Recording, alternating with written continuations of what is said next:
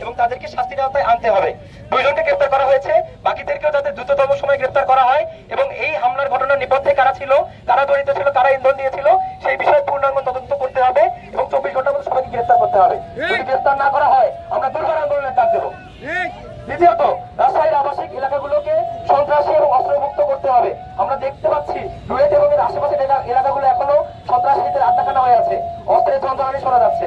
তো সেই বিষয়ে দ্রুততম সময় পদক্ষেপকে গ্রহণ করতে হবে। এ বিষয়ে জেলা প্রশাসন এবং পুলিশ প্রশাসনের দৃষ্টি আকর্ষণ করছি। তৃতীয়ত, রুয়েট এবং এর আশেপাশের এলাকাগুলোকে চোর এবং ছিনতাই মুক্ত করতে হবে। আমরা দেখেছি সাম্প্রতিক সময়ে রুয়েটের ভিতরে বাইরে মেসগুলোতে চুরি হয়েছে এবং ছিনতাইয়ের ঘটনা ঘটেছে। এ বিষয়ে দ্রুততম সময় পদক্ষেপ গ্রহণ করতে হবে, জড়িতদের শাস্তির আওতায় আনতে হবে এবং চোর এবং ছিনতাই মুক্ত করতে হবে। চতুর্থত, রুয়েটের আশেপাশের এলাকাকে মাদক মুক্ত করতে হবে। পঞ্চমত, রুয়েট ক্যাম্পাসে বহিরাগতদের আনাগোনা এবং প্রবেশের উপরে নিষেধাজ্ঞা জারি করতে হবে যথাযথভাবে, অর্থাৎ বাইরে থেকে কেউ এসে যাতে রুয়েট ক্যাম্পাসে কোনো ধরনের বিশৃঙ্খলা গোলযোগ না করতে পারে সেই বিষয়ে যথাযথ পদক্ষেপ গ্রহণ করতে হবে। এবং রুয়েট এবং এর আশেপাশের যে ব্যবসায়ীরা আছে, যে মুদি দোকানদাররা আছে, হোটেল ব্যবসায়ীরা আছে, তারা রীতিমতো রুয়েটের শিক্ষার্থীদের সাথে নিয়মিত দুর্ব্যবহার করে থাকে অনেকেই। তো এই বিষয়গুলোতে পুলিশ প্রশাসন সহ সবাইকে যথাযথ পদক্ষেপ গ্রহণ করতে হবে।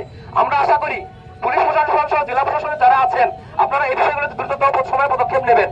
2 জন অপরাধীকে গ্রেফতার করা হয়েছে, বাকি অপরাধীদেরকেও যাতে দ্রুততম সময় গ্রেফতার করা হয় এবং যে সমস্যাগুলো বলা হয়েছে সেই সমস্যাগুলো নিরসনে যাতে দ্রুততম সময় পদক্ষেপ নেওয়া হয় সেই মেসেজটি দিতেই আজকের আমাদের এই আন্দোলন, আজকের এই অবরোধ কর্মসূচি। জনগণের যাতে কোনো বিশৃঙ্খলা না হয় এবং কষ্ট না হয় সেই জন্য আমরা এই আন্দোলন দীর্ঘস্থায়ী করবো না আজকের জন্য।